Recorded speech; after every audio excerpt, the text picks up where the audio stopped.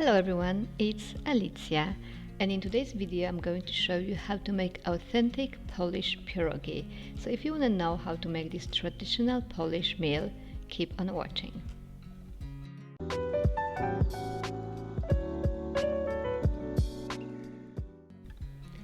I'm going to start off by heating up some butter to prepare the filling. You can use any type of fat. I prefer to use butter, in this particular case garlic butter, to give it some extra flavor. You can use any oil, as I said, however I would not recommend olive oil because it alternates the flavor a little bit. Make sure you're melting butter on a medium heat and be careful because butter burns quite quickly. The filling for today's recipe is made of onion, potatoes, cheese and mushrooms. So I'm going to start off by frying some onion. Be patient at this step as it might take some time, but best onion for Polish pierogi is caramelized onion. Of course you can adjust the level of caramelization, but I recommend it the more the better. Next up, mushrooms. Here I have some beautiful Polish seasonal chanterelle mushrooms.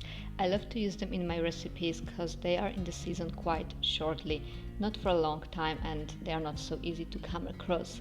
So I rinse them before to make sure that there is no leftover sand in my mushrooms. And now I'm going to chop them roughly. You can chop it as fine as you want, but I recommend to leave a little pieces. It's great for added texture and you can taste the whole pieces of mushroom. Once you're done, add them to your caramelized onion. Mine is not so caramelized as you see, but it's fried and sauteed enough, and it will keep on caramelizing while we are frying the mushrooms. If you don't have chanterelle mushrooms, you can use any type of mushrooms. I recommend any dry type of mushrooms soaked up in water previously, or you can even use button mushrooms. But if you do use button mushrooms, make sure that all the water will evaporate before you put them into pierogis. Otherwise the filling could be soggy. As you could see before, I added some freshly grounded pepper and left it to cool down. Next are our potatoes. It's good to have them pre-boiled so they can cool off before we start the whole process.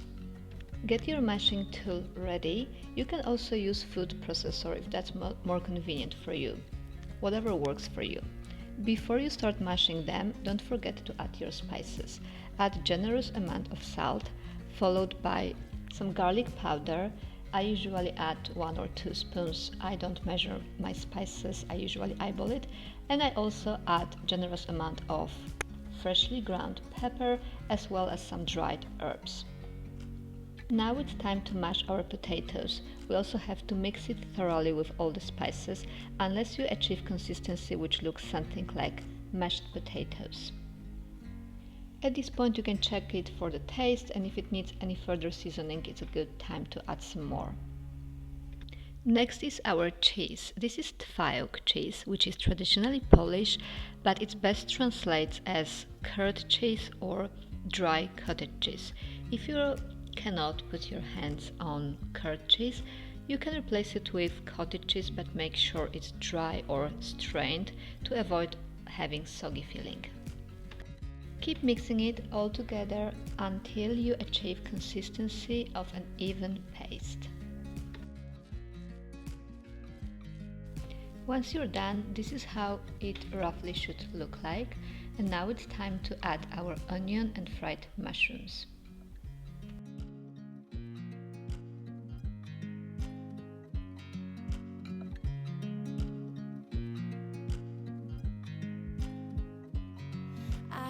You as you drive. Do you know I'm looking?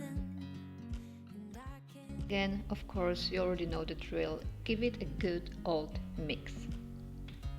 As you can see, it's plenty of mashing and mixing already, so you can skip your arm workout today if you want to, because this will do. But that's nothing yet. Wait till we go to making a dough.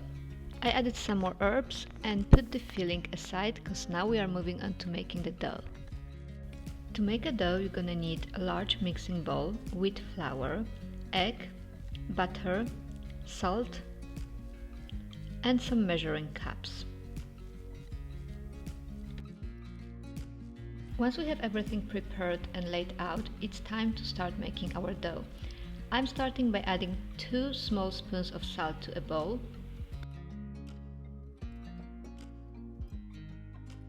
The recipe calls for 300 grams of flour. I don't have a cup which is exactly 300 grams, so I take the one which is 250 and then I use the smaller one which is 60. I know it equals more than 300, but it doesn't hurt to add a little bit more because after adding all the other ingredients the dough becomes too liquidy and then you still have to add a sprinkle of flour as you go. Next I take 20 grams of butter. I use the same garlic butter as I used in the beginning and I melt it with 125 milliliters of hot water. I give it a stir to help it melt faster before the water cools down.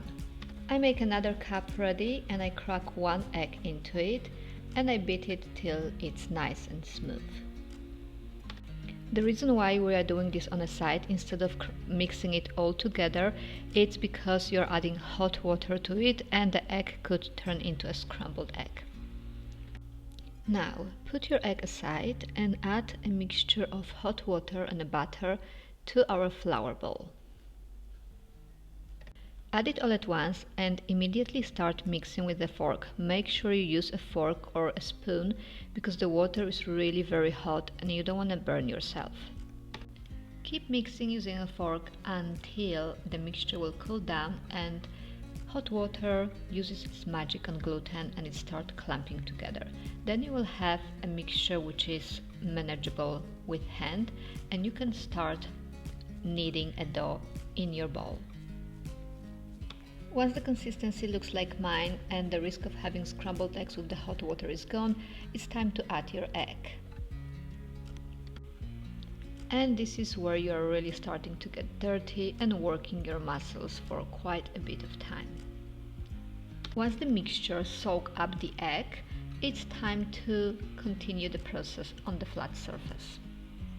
This part will let you work some serious biceps and triceps muscles and will last like something that will feel like eternity. I'm joking, 10 minutes is enough, should be enough, and during this process you should be adding more flour if needed, if the dough is too liquidy, or you will feel the right consistency. You will feel when it's ready in your hands because it will stop sticking to your hands, and this is how it should look like once it's done. Put it aside and cover it with the glass bowl, otherwise the outside layer will start drying and crusting.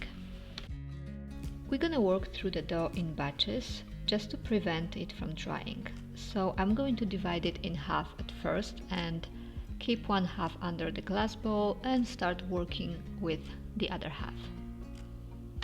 If you are doing it on a table like I do, it's good to have some flour under the dough bowl to prevent it from sticking to the surface. Spread some flour on the surface and flatten up your dough so it's more easy and more manageable before you start rolling it. Keep flattening it with your fingertips as if you were making focaccia. It's kind of similar process. Once it's flattened enough, take your rolling pin and start vigorously but gently rolling it, starting from the middle and working your way towards the outsides of our circle. Also make sure you flip it from time to time, making sure there is enough flour underneath to prevent it from sticking to the surface. Rolling it towards all the directions until the dough is evenly thin and flat. Can't help but smile. Do you know how much I love you? You put my favorite song on, I put my feet up, and we just sing along. And I can't help but feeling, just loving this moment. Can we stay here? As you can see here, the dough likes to play pranks on us and likes to come back to its previous shape by shrinking and becoming thicker. So before you start cutting the circles out for our pierogi, make sure you will roll it again with the pin to make sure it's flat and even. Take a glass and start pressing and twisting on our dough in order to cut out even circles. Forever, I watch you as you sleep. You don't know I'm looking. With you everything's complete. Do you know how much I love you? I put your favorite song on just to wake you up. Doing so until you use up all the surface of the prepared dough, and then lift up the remaining dough and knead it together and keep it under the glass bowl with the rest of the dough for later. Finally, time for the fun part. Take a dough wrapper in your left hand and a teaspoon in your right hand. Place the filling and mold it with your thumbs. Fold the wrapper in the shape of a crescent and start pinching it lengthwise. The crescent like so. Once the crescent is sealed, start pinching the dough in order to create some sort of pleats. Filling up the dumplings and creating those little plates is my favorite part of making the dumplings. It's like creating a little works of art. Not two looks exactly the same, but they all look very cute. Repeating the process until you use all the filling and all the dough. If you have some filling remaining, like me, most of the time, because I never measure ingredients for the filling, it's not a big deal. You can eat it by itself, or better yet, you can make some more dough and use it for the remaining filling. If I could stop the time, don't you know that I would? 'Cause I'm just loving this moment. Can we stay here forever? Forever. Forever. So this is how many pierogis I made out of the first half of the dough ball. When you are close to the end of making pierogis, heat up some water with a generous amount of salt. Important note, make sure that the water is not boiling, because the heavily bubbling water can make the pierogis fall apart. Place them gently in batches in the big pot so they have enough space for each other. Stir it gently and leave it in peace for a couple of minutes up to the surface and start floating. And now it's time for the feast. As you see, I prepared only one plate, because although my husband is Australian and I'm the one who's Polish, he's the only one eating pierogis in our household. I am gluten intolerant, unfortunately, so I never can have it, but I still take great pleasure in making it for him, although it's such a lengthy and labor-intensive process. Forever. Forever. Forever. Today, although it's not a traditional Polish way, I'm going to serve it with some soy sauce because my husband likes the little Asian twists, and voila!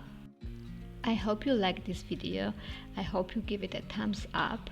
Let me know if you tried my recipe, because this is how authentic Polish pierogis are made. This is how Babcia used to make it. Of course, they can come with variation of fillings, with meat, with cabbage, sauerkraut, with mushrooms, with all sorts of things, but those and cabbage ones are the most popular. Thank you so much for watching. I hope you enjoyed this video as much as I enjoyed making this pierogi. Subscribe to my channel if you haven't done that yet, and I will see you in my next one. Now let's wait for the verdict of my culinary critic. You like it? Mm-hmm. On the scale from 1 to 10, how do you rate it? 10. Oh, that's very nice.